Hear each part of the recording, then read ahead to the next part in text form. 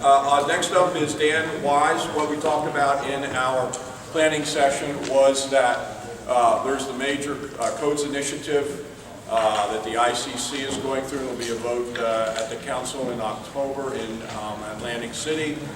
There were several thousand changes proposed. NAHB has done a great job of going through them, collating them, trying to see which ones are detrimental to us, which ones are not detrimental to us. Of course. So Dan is here. So what we need to do is, you probably saw some emails come around from NAHB and from PBA with respect to information regarding the 10 worst codes, the 40 worst codes, a list of the voting, those who are eligible to vote for the code changes in October. I got a list initially with everybody in PA, and then I think PBA then collated that and sent them out like counties, because this week I got one that was just for York County. I think it came from Melanie. I sent a list out today.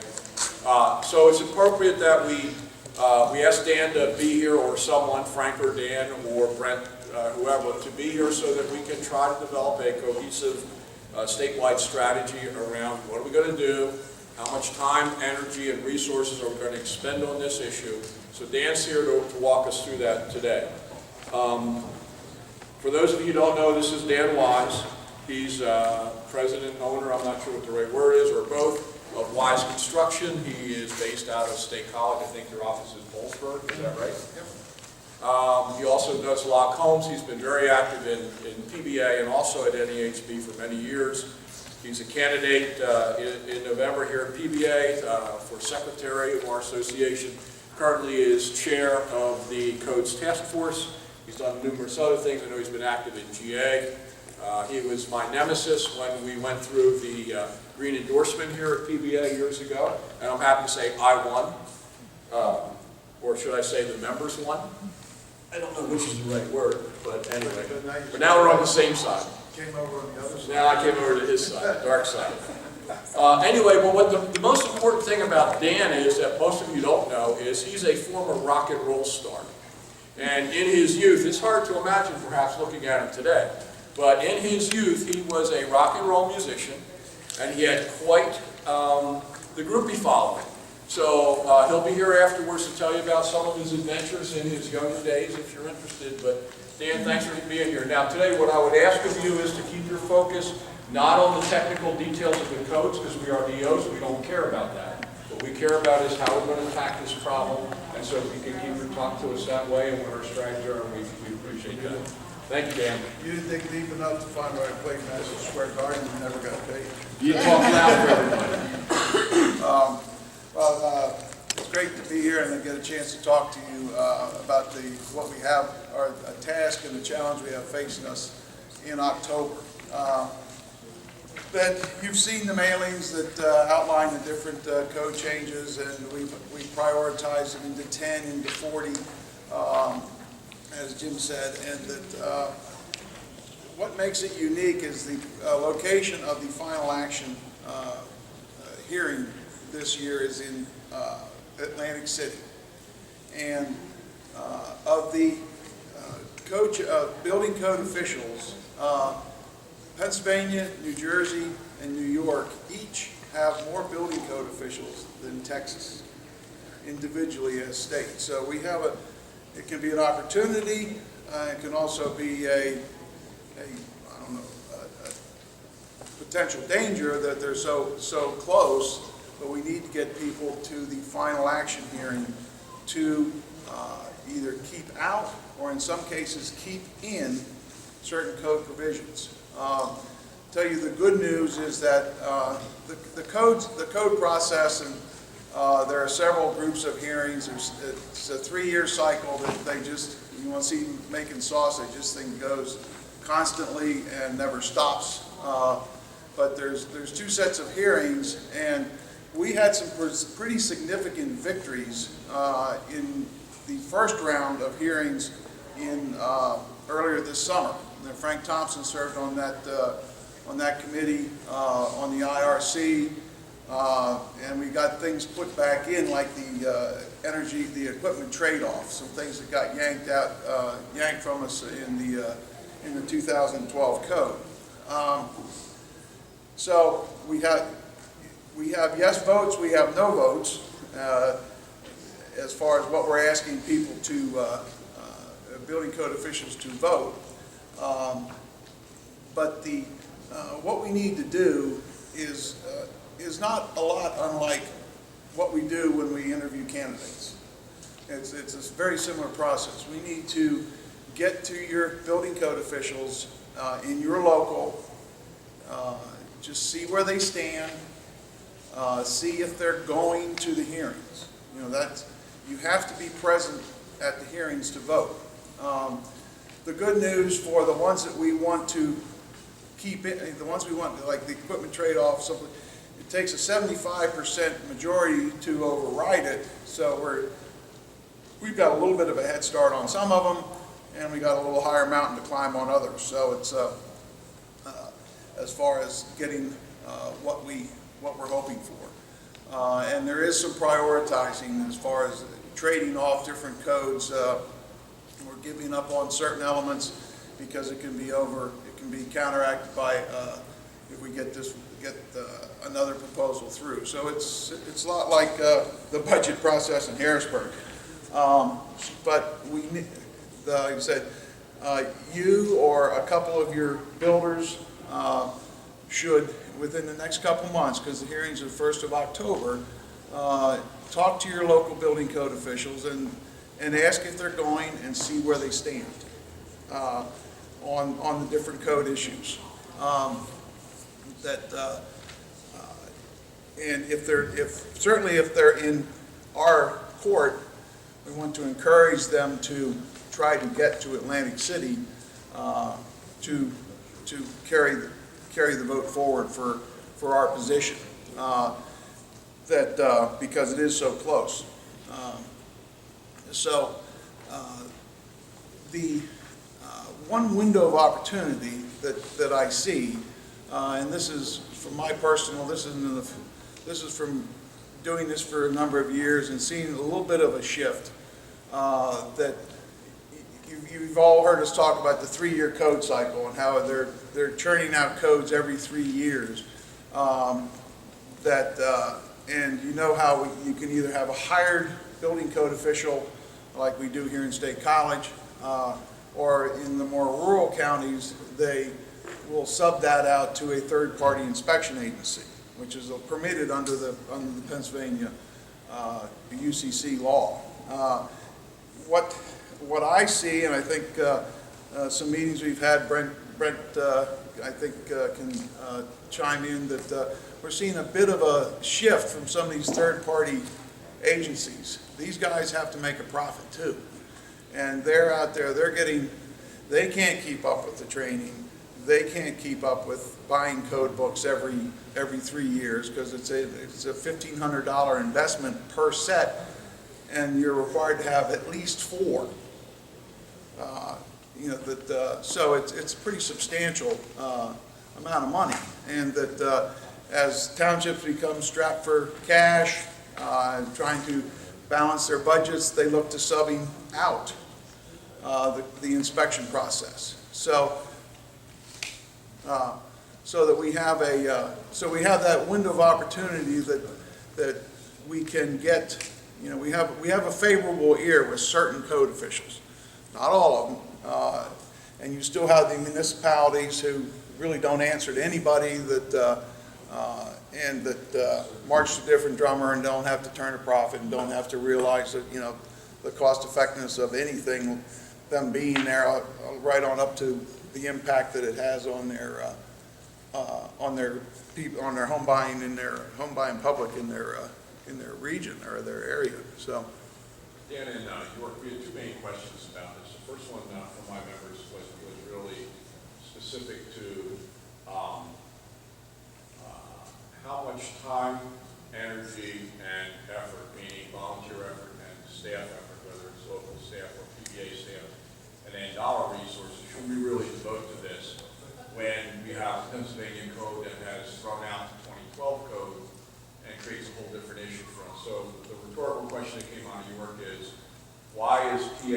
expend much effort on the 15 code when we've already skipped over 12 and the other problems that it creates and essentially already out on Pennsylvania code. So why Okay. should we be making this amount of effort? Well, first of all, it is highly unlikely that they're going to skip it again. I mean, the fact that they skipped it entirely raised, ruffled a lot of feathers. And there are legislative proposals and bills out there to modify the RAC and how that whole process works. So they're not going to skip it part and parcel. And we won't be looking at, and it's just really kicking the can down the road 3 years. There are a lot of challenges coming forward. You see the one mention of visitability. That's kind of the new sprinkler debate. That's where you must have handicap access to every home that you build. And the movement there is, Jim? No, finish on this, actually, Yeah, the movement and that coalition's a lot like the firefighters. That they are very vocal, they're very visible. That in some cases, when we decide to back off the sprinklers, the firefighters were joining up with the accessible folks and say, well, we'll vote for you just to jab the builders. So that's when we backed off sprinklers, so the firefighters had no reason to come to the hearing. So that. The second question that my members asked me to bring up here was when each of my builders may know a couple of the code officials, because it might be a particular area they're building in. There's 40 or 45 that are in York that vote. So for the most part, we don't have any relationship with any of those people. So the question that we have is, how are we supposed to establish a relationship up front? And with the information we have today, there's a list of 40 codes now that came out this week from NAHB. How do we make an argument for or against inclusion for any one of those when it's one or two sentences around each one? So we don't, because now you're dealing with technical people talking to technical people. And when we ask our members to go make this conversation, they don't really have any information. They simply have a recommendation from NAHB. So my question is from them, how are we supposed to do this? They don't feel they have the right tools to be able to go begin making a relationship to actually encourage the code official to consider our points of view. Okay. So how do we address it? First of all, I would narrow it. Wouldn't get into the 40. I'd maybe just keep it at the top 10 that you've got that. Those are the ones that we've identified. And if your builders are not comfortable, then that's, this is kind of a work in progress. So if you need additional information or you need somebody to go with you, I'd make myself available. We've been trying to establish regional code to go to, along the lines of the Housing Research Center. We want to have a code person in each region so that you can have the backup you need. Can I just take a quick poll of the EOs in the room? Have you had any conversations in your locals about the effort? Have your members expressed any hesitations or support? Do you have any misgivings or hesitations about moving forward with what you have today? So to try to help us all understand what we're supposed to do. Do you see yourselves do you see your local getting actively involved in this education? Well, I brought this up at the regional meeting. When we went through the whole sprinkler thing 3 years ago, I went to the local code officials, and these guys aren't going to vote. They were being forced to take their own vacations, pay their own way, even when we were offering to give them money to go. At least the guys in Williamsport, they were gone. And then to just carry this a step further, we were not able to open any site that told us who the voters are. So we don't know who the local voters are. so You should have you're that saying- now. No, we didn't have it on that attachment. I don't So know. you're saying in your local that you're not sure you're going to be able to mount an effort in this regard, or you don't I'm see? telling you, we don't, first of all, we don't know who's voting. Okay, well, we have that, Well, we have that information, but, I Well, mean, maybe yeah, don't share it, okay, because we don't have it. all right. well, I mean, Walt, it was, I mean, I know one, It was supposed to be. supposed to be attached, Okay. but But it it, was not there. This is, all right, this is the first time you feel you're beginning to get informed then. Okay. We knew, I mean, I know this is. That's what I'm trying- yeah, I'm that's trying to trying to- express to you, a lot of these guys that I know aren't gone. They're not taking their own vacation time to go to Atlantic City and spend 4 days at this. Jim, Michael? Again, I think that there's a few extra tools, Dan, that we need to do this in October, there's vacations, everything else too. We intend to do this, but a couple things we need is and Jim touched on it too, but I'm anticipating some questions when I go visit, but first and foremost, I need to know, even just tell me who voted last time, because they might likely would go out this time. Let us know who's likely, or who even attended in the last session, that gives us an idea of narrowing it down. I think that's, we need a target who we go to.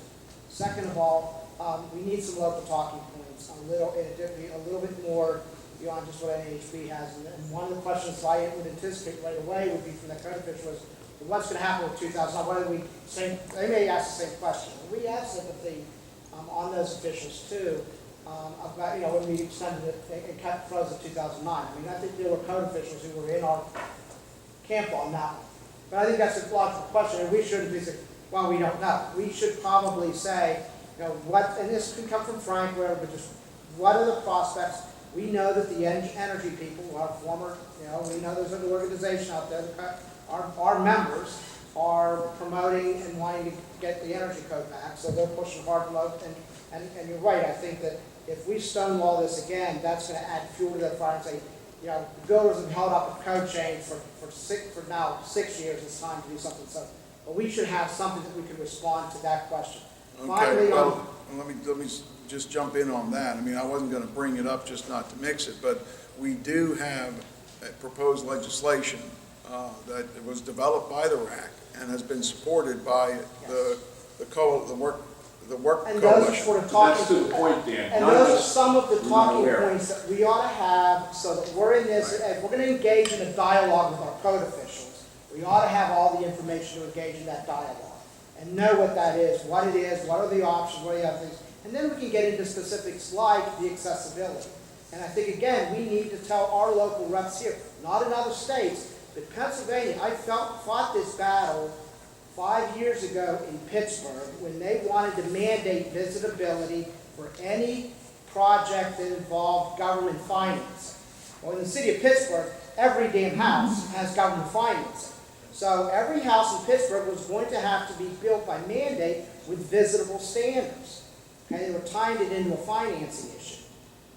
We convinced the handicapped community that this was wrong, and we used, again, now this isn't here if you're in Lancaster, that's not Lancaster, I forget which way you call it. But in Pittsburgh, that's a major issue where you have high side and low side lots, and getting zero-step entry doesn't work.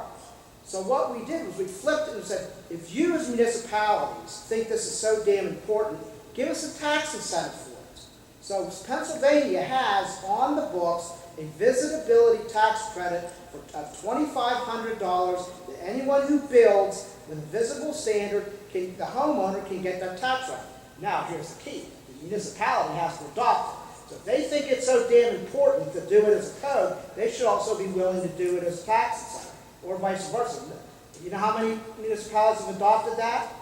5. City of Pittsburgh, Allegheny County, the places where we got them to do it. Let's try to stay away from the particular issue. But what I'm saying is that we ought to argue, if you're going to argue that against that, when I think we need to personalize that particular argument, saying Pennsylvania has an incentive for it, why mandate it by government? People aren't, you're trying to shove this down people's throats. So it's just a little tweak, not as a national, but I think we need to add that. The legislature did it, it's on the books, but that ought to be.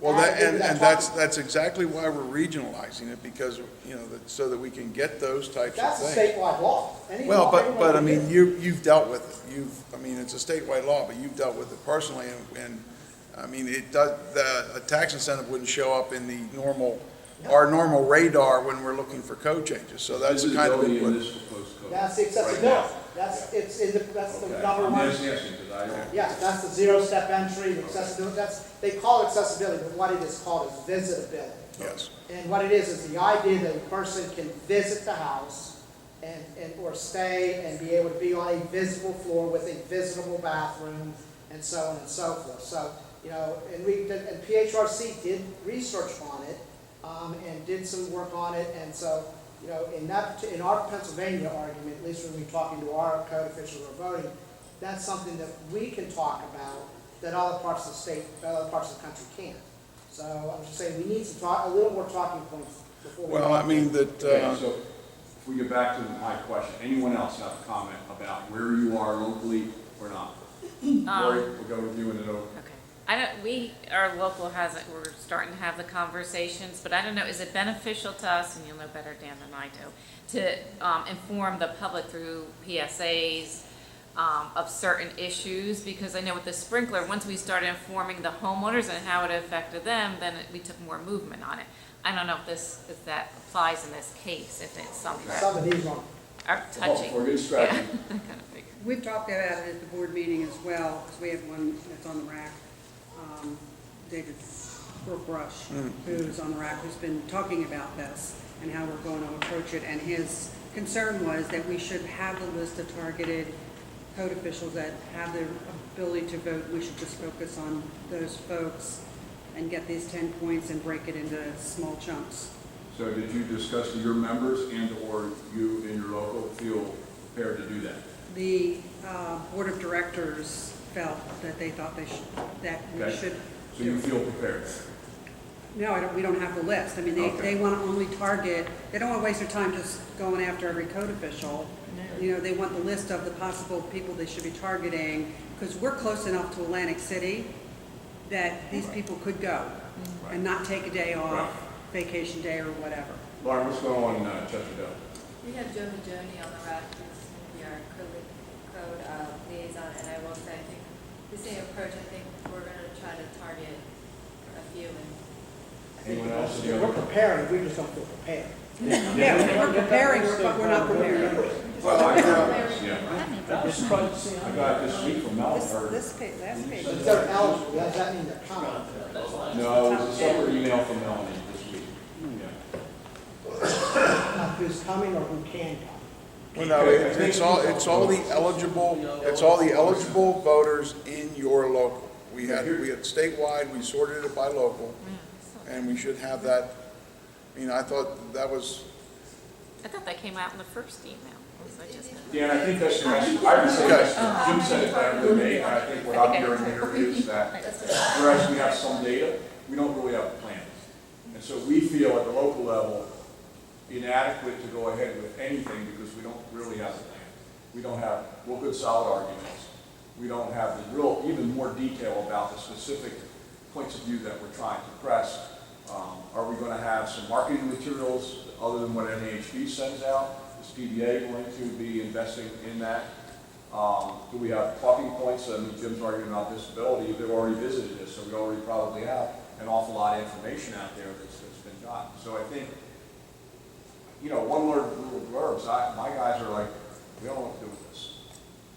And they're going like this. And, Okay. we're fairly engaged, as you know, and one of my members is one of your coach task force. sure. Who I had the bulk of this conversation with. And he goes, I don't know what to do. And secondly, it was, I don't know why we're doing it. With the whole next issue of spending a lot more PBA staff time, resources, and our time and resources when we get to what are we doing with our Pennsylvania code? Well, this has a big part of what we do with the Pennsylvania Code, because this forms the basis for what the RAC looks at. Well, my members don't know that. That's what I'm trying to say, Dan. They don't have the full gamut of their arms around the whole issue. It's Okay. this piece, and then go to work. Well, what are we doing? That's not in the NHB talking points. Yeah. We need to add another local sheet from Okay. Pennsylvania to complement it, because those questions are gonna come up. It's coming to our members, it's gonna come when we talk to code officials. We need to be able to say what, You're talking specifically about what happened when we kicked out 2012. no, right, so, yeah, The well, RAC, yeah, yeah. and what's going on future, we do this, what's the likelihood that's gonna come into Pennsylvania, or what's the next step? We talk about the legislation, or what are the prospects of it? You know, I think we need to be prepared, and frankly, we also, that's a way of also priming our members to know that, you know, things aren't gonna change on life. What it is, we're not quite sure, there's a RAC process. And it may be, you know, we're not quite sure, but just, what do we say? At least we're all singing off the same hymn. Well, I mean, I think the other thing we need, somebody mentioned up there, once it becomes a public issue, once the consumer sees that this is that anything that we oppose, or if something that we oppose is going to significantly drive up what they think is going to be their cost of getting a new bathroom, or building a new house, that's where the pressure starts to come on. That's when we can say, here's your code officials, tell them about it. Get them. One of our guys talking to one of our code officials, basically depends on their interpersonal relationship. It's not going to make much difference. And especially if they don't know each other, it's not going to have much effect on the code. okay. Well, that's not something we've talked about a lot, but I mean, I hear what you're saying, so, well, you know, I'll get with the task force leadership and see what kind of format, public, you know, sort of PSA piece we can put together. That needs to be a It's little almost careful. to them to just get informed, you know, Right. inform yourself, go to this website. We don't have to take a position, but just here's the information and the probability that this can affect homeownership. Yeah, that's really all it has to be. One thing in advocacy the last Right. time. With sprinklers, it was like, Just new get homes more. would cost $3,000 more because of sprinklers. What? You know, and you know, that's where I live. Well, but see, that pigtails into, particularly in the rural townships, a conversation with your local supervisors might not hurt either, because they're the ones, they can give that building code official directive on how to vote when they go to Atlantic City. You know, so it really is an economic development issue, that if you're restricting housing, that if you're making it harder for people to move into a rural township or stay in a rural township, it's hurting their tax base. You know, so there are a lot of ways we can, a lot of avenues we can come at it, and so I hear what you're saying, and that we'll certainly, I mean, it was a work in progress. I mean, the NHB kind of put out this rough 50-state one-size-fits-all thing, and that's why we're here, you know, is to develop. And the other thing is, don't look at this as a one and done, because what's going to happen, the next code cycle, they're going to be able to vote remotely. That can be good, that can be bad. So, you know, in the case where you've got the rural townships that can't afford to send somebody, they're not going to be able to take a day off and what have you, that they can vote electronically following the hearings. But also, that's also a chance to, the ICC assures us they've safeguarded against any kind of deck stacking and IT mischief, but you know, at the same time. So, I mean, they want to make it easier because they do want a broader participation. I think they recognize that where you just have the big municipalities with deep pockets that can afford to send those, that's not doing justice. So that I think there is some self-preservation with the ICC, but you know, that's. Is there any resource other than what we've touched on that any of you think might help you in what you've so far been tasked to do? Is there anything any suggestions you would have along those lines to offer to Dan and PBA and Coach Task Force and to all of us actually? Deb, did you have a comment, or did you? I was just going to say, the general overview is how many hypothetical, I'm saying nationwide, how many hypothetical code changes? 41 or 51, did I hear that? No, there's more than that. There's several thousand. There's several They're thousand. synopsizing And then 40 top. these were 40 top? that we 40 most chose? critical is what that 40 said. most critical. The first one was 10, and then they've expanded it this week that we got from Melanie earlier this week to 40, yes. And then out of the 40 most critical, has the state focused on our state I don't know. association? No, it would To be break it those. down further. It would be those top 10. It would be those top 10. I mean, Who selected those top 10? Our state association? well, Those people, or that's what I it was the NHB as far as the code. They've got some very, very good people down there as far as engineers and people that can project costs pretty solidly. And the Home Innovations Lab does some work on So that. those top 10 were the focus that was selected. Right, and the cost associated with those if all 10 went through, or if all 10 went against us, because we want some to go through, we want some to stay out. But if we lose all our positions on those top 10, you could be adding 40 grand, whether, 40 to 45,000 to the cost of a home. Well, what I was saying, I was just asking Deanne about the ad hoc. She told me it's called ad hoc. There's a Touch Plus where you can create your own email, or you turn it on and it runs for one program and turn it back off, one campaign. We could use that to get to our members. You know, they made this into an ad. Yeah. Put it in the newspaper. it. I mean, Yeah. it's not saying one thing or the other, it's saying just get informed and, Well, the one thing about that graphic is that not every one of the ones highlighted there is in the top 10.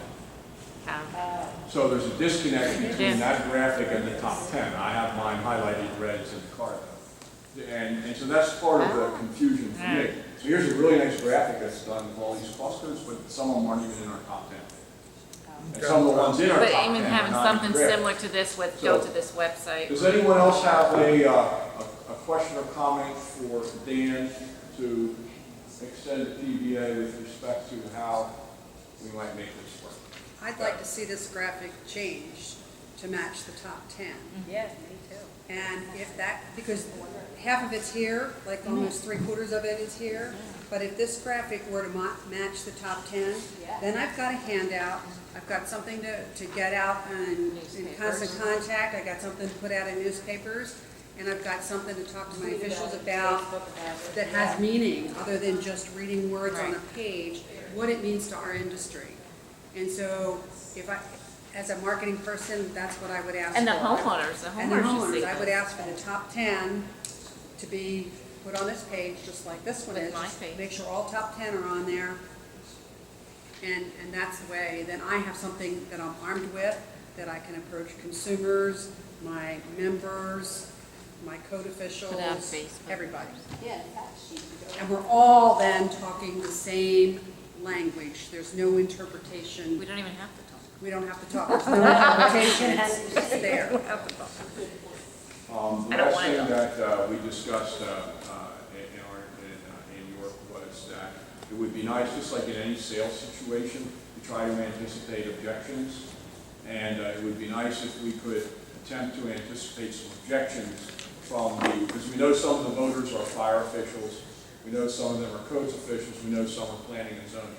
So they're going to come at it differently. If we have some ability to anticipate some of the objections they may have to our positions, that would be helpful for us when you go out there, just like we try to give our membership people, you may get this, you may get that, and then you try to give them a little bit of help to anticipate overcoming those objections. So I personally would find that very beneficial, Dan, in this process.